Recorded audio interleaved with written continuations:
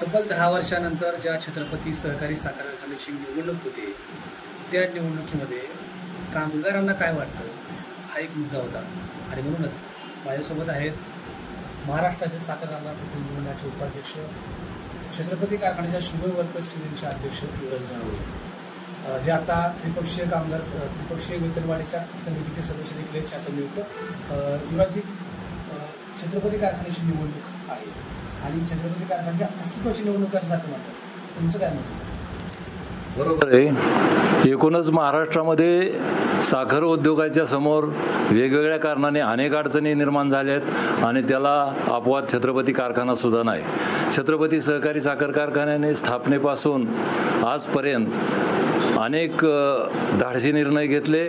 शेतकऱ्यांना ऊसाचा दर देत असताना 51% बोनस देण्याचं सुद्धा काम या छत्रपती कारखान्याच्या व्यवस्थापनाने केलेलं आहे. एवढंच कशाला की ज्या पेमेंट ऑफ बोनस ॲक्टमध्ये अशी तरतूद आहे की किमान 833 आणि कमाल 20% जास्त बोनस द्यायचा नाही असा कायदा आहे. परंतु या कायद्याची अंमलबजावणी करण्यासाठी ज्यावेळेला मनोहर जोशी साहेबांचं मुख्यमंत्री असताना सरकार असताना त्या सरकारमध्ये डॉक्टर जयप्रकाश मुंदडा साहेब सहकार मंत्री होते आणि त्यावेळेला अशी अडचण निर्माण झाली होती की बहुसंख्य सहकारी साखर कारखाने हे विरोधी पक्षाकडे होते आणि शासन मात्र वेगळं होतं आणि म्हणून कामगारांना वेठीस धरण्याचं काम त्यावेळेस झालं. त्यावर उपाययोजना म्हणून त्यावेळेचे तत्कालीन चेअरमन आदरणीय पृथ्वीराज जाचक साहेब आणि नवीनच राजकारणामध्ये ज्यांची राजकारणाची सुरुवात छत्रपती कारखान्याच्या संचालकापासून झाले ते आदरणीय अजितदादा पवार यांच्या माध्यमातून जयप्रकाश मुंदडा साहेबांना भेटून त्यावेळेला 20% बोनस आणि 7% सानुग्रह अनुदान देण्याचा निर्णय हा ऐतिहासिक निर्णय झाला. हा ऐतिहासिक निर्णय होत असताना कामगारांना ऊस दराशी निगडीत बोनस या सूत्राचं पालन झालं आणि त्यानंतर 10 वर्ष चांगल्या प्रकारचा बोनस मिळत गेला. हे आमच्या दृष्टीने एक महत्त्वाचं काम आहे. महाराष्ट्रामध्ये साखर कामगारांची जे वेतन मंडळ झाली त्या वेतन मंडळामध्ये कारखान्याच्या स्थापनेपासून कालच्याच 6व्या वेतन मंडळापर्यंत सुद्धा प्रत्येक व्यवस्थापनाने कामगारांना निर्णय झाल्याच्या नंतर लगेचच त्या त्रिपक्षीय समितीच्या निर्णयाची अंमलबजावणी केलेली आहे. हेही छत्रपती सहकारी साखर कारखान्याचं एक वेगळं वैशिष्ट्य सांगता येईल. मला एक सांगा की आजच्या मितीला असं म्हणतात की छत्रपती कारखान्याच्या अस्तित्वाची लढाई म्हणजे कामगारांना सुद्धा अशी शक्यता वाटते किंवा भीती वाटते का?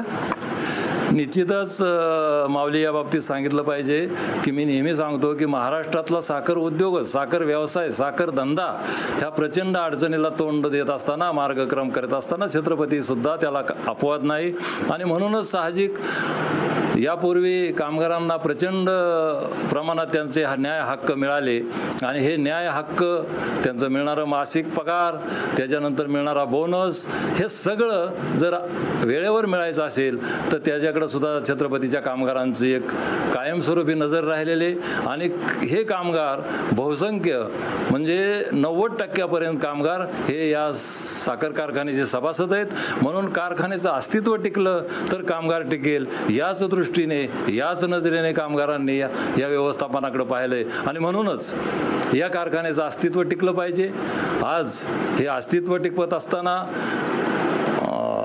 महाराष्ट्र राज्याचे आदरणीय धडाडीचे नेते उपमुख्यमंत्री अजितदादा पवार साहेब, इंदापूर तालुक्याचे लोकप्रतिनिधी आणि राज्याचे कॅबिनेट मंत्री आदरणीय दत्तात्रय मामा भरणे आणि सहकारी साखर कारखाना चळवळीमध्ये ज्यांची एक अभ्यासू तज्ज्ञ अशी ओळख आहे असे पृथ्वीराज बापू जाचक यांच्या मार्गदर्शनाखाली हा कारखाना निश्चितपणाने पूर्वीचं असणारं वैभव जास्तीच्या पद्धतीने आपल्याला मिळेल अशी आम्हाला कामगारांना खात्री आहे.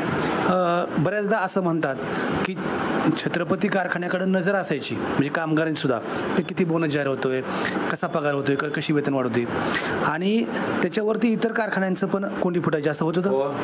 हे बरोबर आहे की पूर्वी काय दिवस तर असं ठरलेलं असायचं की छत्रपती सहकारी साखर कारखान्याचं मूळीपूजन हे सकाळी लवकर पहिल्या क्रमांकाने व्हायचं, नंतर माळेगावचं, त्याच्यानंतर सोमेश्वरचं, नंतर महाराष्ट्रातल्या इतर कारखान्यांचं मूळीपूजन व्हायचं.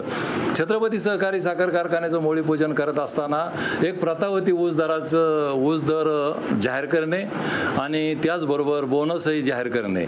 अनेक वेळा असं झालेलं आहे की महाराष्ट्रातल्या इतर कारखान्याचे चेअरमन साहेब असतील किंवा त्या कारखान्यातल्या कामगार संघटनेची चळवळ चालवणारे कार्यकर्ते असतील किंवा छत्रपती सहकारी साखर कारखान्याचा उसाचा दर काय झाला आणि कामगारांना बोनस काय दिला ह्याचे आम्हाला अनेक बाहेरून फोन यायचे आणि आम्ही त्याच्या पद्धतीने सांगितल्यानंतर त्यांना एक आदर आणि दिशा देणारा छत्रपती सहकारी साखर कारखाना आहे असं वाटत होतं. एक सगळ्यात महत्त्वाची गोष्ट अशी, किती वर्ष तुम्ही कारखानदारीत काम केलं? मी कामगार म्हणून 43 वर्ष सर्व्हिस केली. पहिले काय 5-10 वर्ष सोडली तर मी लगेच कामगार संघटनेमध्ये चळवळीमध्ये काम करायला लागलो आणि गेले 33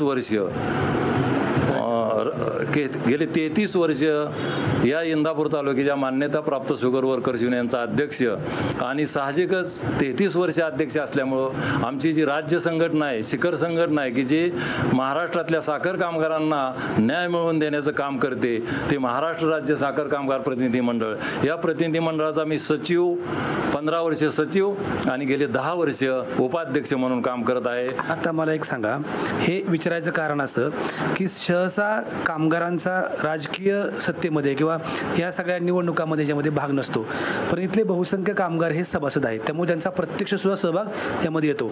ही सगळी जी आता निवडणूक सुरू आहे किंवा निवडणुकीचं जे वातावरण आहे ते एक कामगार नेता, माजी कामगार आणि छत्रपती सभासद म्हणून काय वाटतं?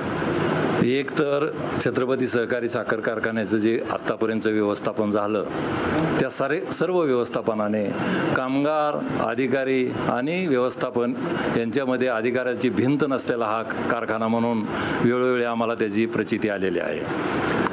छत्रपती कारखान्याच्या निवडणुकीमध्ये कामगार हे सभासद असल्यामुळं साहजिकच गटातटात विखुरले जातात, परंतु निवडणूक संपलं की आपलं काम आणि छत्रपती कारखाना हे ब्रीदवाक्य यातल्या कामगारांनी ठरवून घेतलेलं आहे.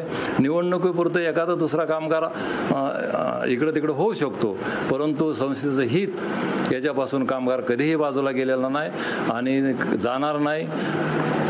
निवडणूक संपल्यानंतर लगेचच तो स्वतःच्या कामाला महत्त्व देतो आणि म्हणूनच अनेक अडचणी आल्या, अनेक अडचणीला चढ उतारामध्ये सुद्धा हा छत्रपती सहकारी साखर कारखाना टिकून आहे.